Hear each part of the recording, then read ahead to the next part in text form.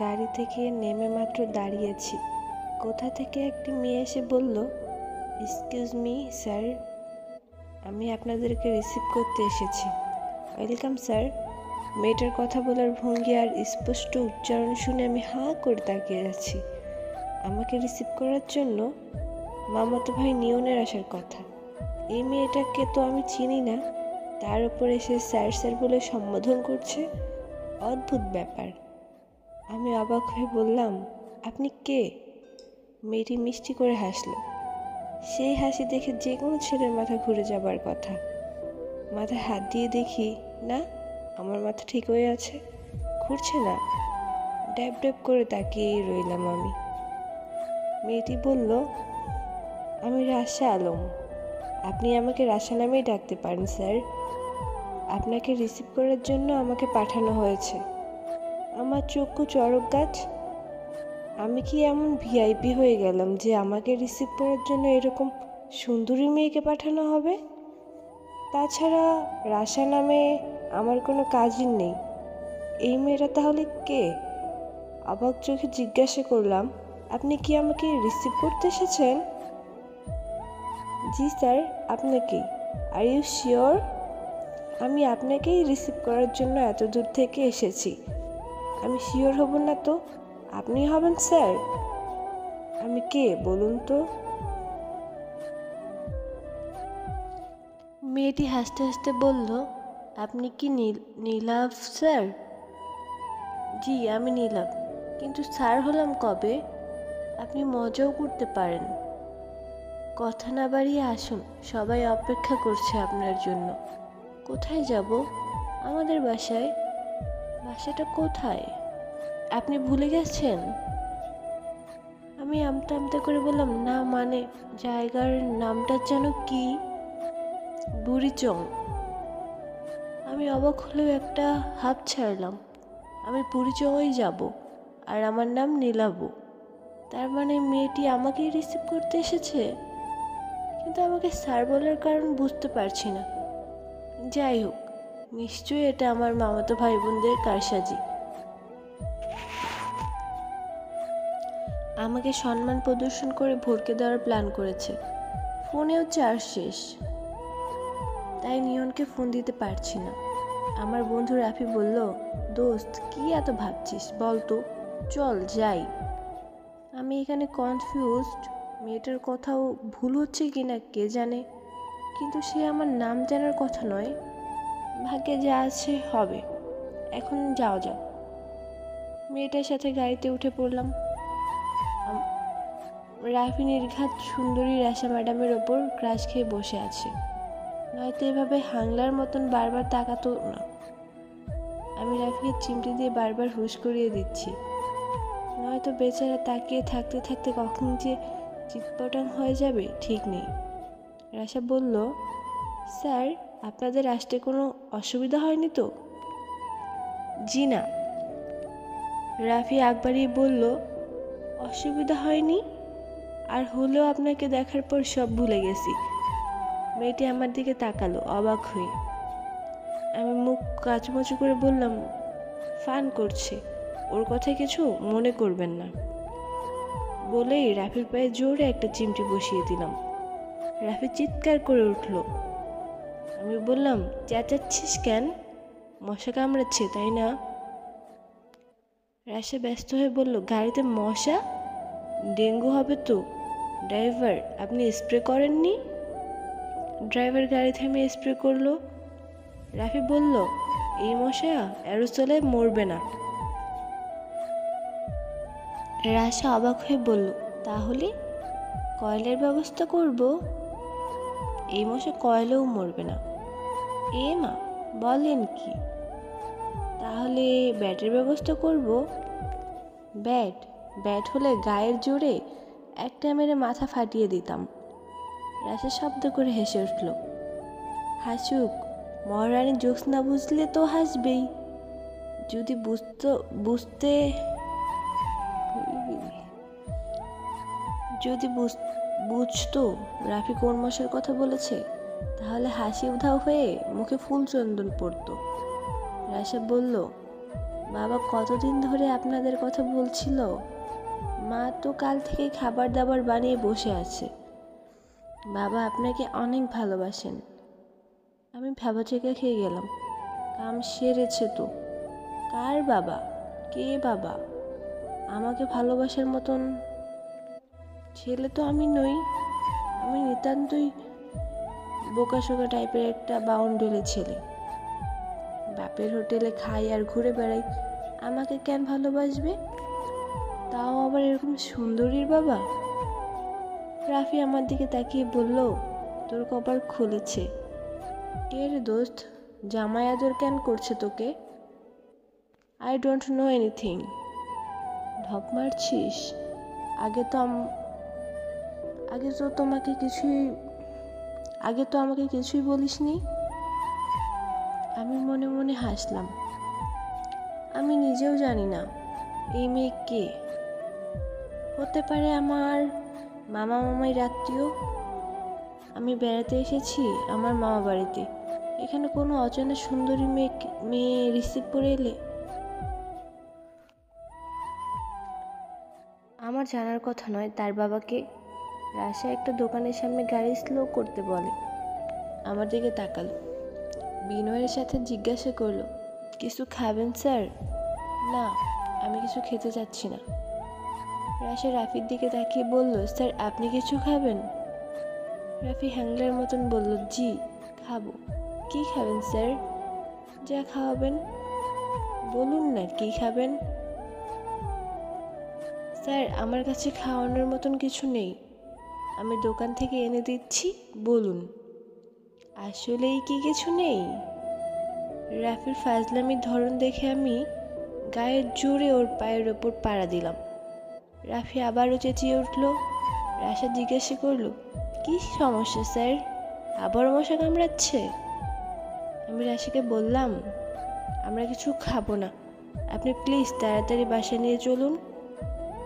কিছু খান না স্যার? আমি বিরক্ত হয়ে রাফিকে বললাম, তুই কিছু খেলে খেয়ে নে। রাফি টপ করে লাফ দিয়ে গাড়ি থেকে নেমে খেতে চলে গেল। রাশাও গেছে ওর সাথে। রাফি দোকানে গিয়ে কিছু কেনার বদলে রাশার গায়ে ঢলে ঢলে পড়ছিল। আমি জানালা দিয়ে তাকিয়ে আছি। উফ, ছেলেটাও যা ফাজিল। এই বন্ধুকে নিয়ে কোথাও গেলেও বিপদ, আবার না নিয়েও থাকতে পারি না। হাজার হলেও ছোটবেলা থেকেই আমার প্রাণের বন্ধু। ওরা ফিরে আসার পর গাড়ি স্টার্ট দেওয়া হলো। দ্রুত গাড়ি টেনে কিছুক্ষণের মধ্যেই একটা বাড়ির সামনে এসে গাড়ি দাঁড়ালো। আমি অবাক হয়ে তাকালাম বাড়িটার দিকে। গত 10 বছর নানা বাড়িতে আসিনি, নতুন বাড়ি করেছে সেটাও দেখিনি। কাজেই বাড়ির তফাৎ বোঝার সাধ্য আমার নেই। অবাক হলাম তখন যখন দেখলাম একজন অচেনা লোক নীলাভ স্যার বলে এগিয়ে এলেন। কাহিনী দেখেই বুঝতে পারলাম কুস্তু গড়বড়। হ্যাঁ, যা সন্দেহ করেছিলাম ঠিক তাই। মেয়েটি ভুলবশত অন্য কাউকে তুলে নিয়ে এসেছে। আমাকে তুলে নিয়ে এসেছে। এবার আবার মামাবাড়ির রাস্তা ধরতে হবে। তার আগে ওনাদের ভুলটা ভাঙিয়ে দিতে হবে। কথা বলতে যাব এমন সময় হঠাৎ দক্ষিণে হাওয়ায় শিরশির করে গায়ে এসে লাগলো। আচমকা হৃৎপিণ্ড লাফিয়ে উঠল। সামনে তাকিয়ে দেখি নীল শাড়িতে এক অপসরী বারান্দায় এসে দাঁড়িয়েছে। আমার নাম নীলাভ হওয়ার অজুহাতে এত বছর ধরে সেই নীলাকে খুঁজে বেরিয়েছি। সে এখন আমার সম্মুখে। এই একটা মেয়ের জন্য বহুদূর থেকে নীল পদ্ম তুলে এনে তার হাতে তুলে দেওয়া যায়। আমি মুগ্ধ। রাফি আমাকে ধাক্কা দিয়ে বলল, দোস্ত। আমি ফিরে তাকালাম, তারপর বারবার তাকাচ্ছিলাম সেই নীলাঞ্জনার দিকে। নীলাঞ্জনা আনমনে বারান্দায় রেলিং ধরে দাঁড়িয়ে আছে, কোনো দিকে ভ্রুক্ষেপ নেই। আমিও ওনাদের ভুল ভাঙাতে ভুলে গেলাম।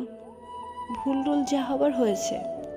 আমার নীলাঞ্জনার দেখা তো পেলাম, আগে ওর সাথে কথা বলতে হবে। বাড়িটা যারই হোক, আগে তো বাড়িতে প্রবেশ করি, লোকটি আমার সাথে হ্যান্ডশেক করে আমাকে ভেতরে নিয়ে এলেন। এসি রুমে বসে শীতল হাওয়ার চেয়ে মেয়েটাকে আরেক পলক দেখাটাই আমার কাছে সবচেয়ে বড় মনে হচ্ছে। সেই নীলাঞ্জনাকে দেখার জন্য অস্থির হয়ে উঠলাম আমি। নীলপরীকে আরেকবার দেখার জন্য ব্যাকুল হয়ে আছি। রাশের মা ঠান্ডার শরবত নিয়ে এসে সামনে রাখলেন।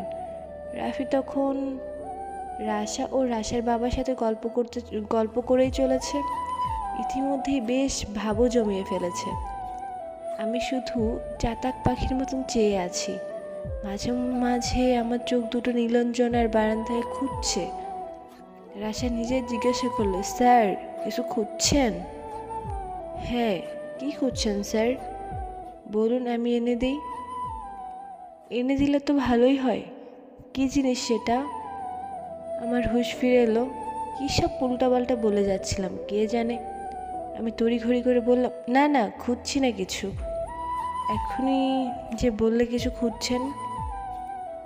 আমি কিছু ভেবে না পেয়ে বললাম, ওয়াশরুম খুঁজছিলাম, ফ্রেশ হতে হবে তো।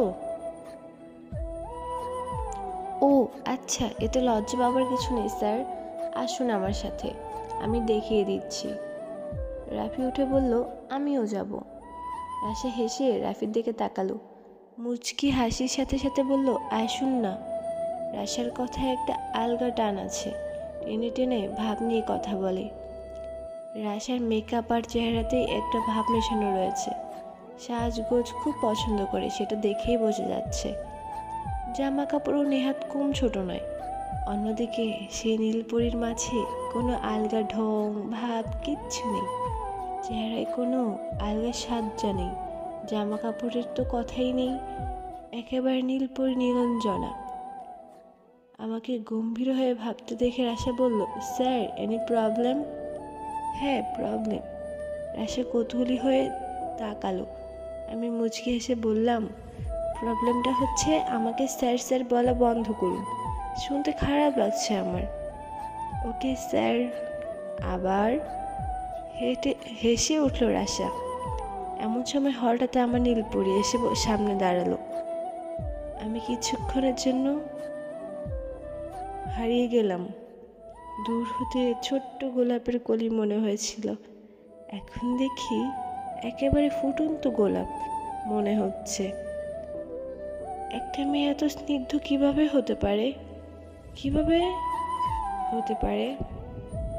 রাশা মেয়েটাকে বলল, আপু উনি হচ্ছেন নীলা। আব্বু এই কয়েকদিন যার কথা বলেছিল, পরিচয় করে দেবার সুবাদে কথা হবে, এই ভেবে আমার আনন্দ হচ্ছিল। আমি মুগ্ধ হয়ে নীলপরীর দিকে তাকালাম, কিন্তু তার মাঝে কোনো ভাবান্তর লক্ষ্য করলাম না। চোখ দুটো একবার পলক ফেলে বলল, ও আচ্ছা। এমনকি আমার দিকে চেয়ে একবার হাসলও না। আমি তো পুরোপুরি অবাক। রাশা বলল, স্যারকে হাই বলো। নীলপরী জোর করে হাসার চেষ্টা করে আমার দিকে তাকালো। সেই চোখের পানে তাকিয়ে জগতের সমস্ত কিছু ভুলে যাব আমি। এত মায়াবী চোখ, ঘন ঘন চোখের পাপড়ি, কি অপূর্ব সুন্দর। নীলপরী হেঁটে পাশে একটা রুমে চলে গেল। আমি ওর দরজার দিকে বারবার তাকাতে তাকাতে ওয়াশরুমে যাচ্ছিলাম। রাশা আমাকে ওয়াশরুমের সামনে নিয়ে এসে দেখিয়ে দিয়ে চলে গেল। রাফি রাশার পিছু পিছু কথা বলতে বলতে গেল।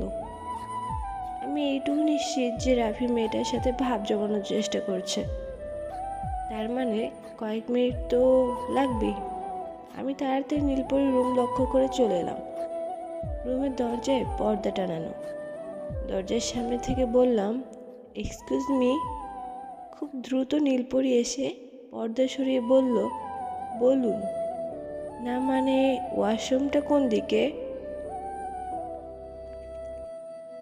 আপনি তো ওয়াশরুম থেকেই এলেন, তাই না? আমি ধরা পড়ে জোরের মতন মুখ কাচুমাচু করে আমতা আমতা করতে লাগলাম। মেয়েটি বলল, আর কিছু বলবেন? বলতে তো অনেক কিছু চাই, কিন্তু সব গুলিয়ে ফেলছি। মানে? আপনার নামটা জানতে পারি? রাহা। রাহা? আপনার মতোই আপনার নামটা অনেক মিষ্টি।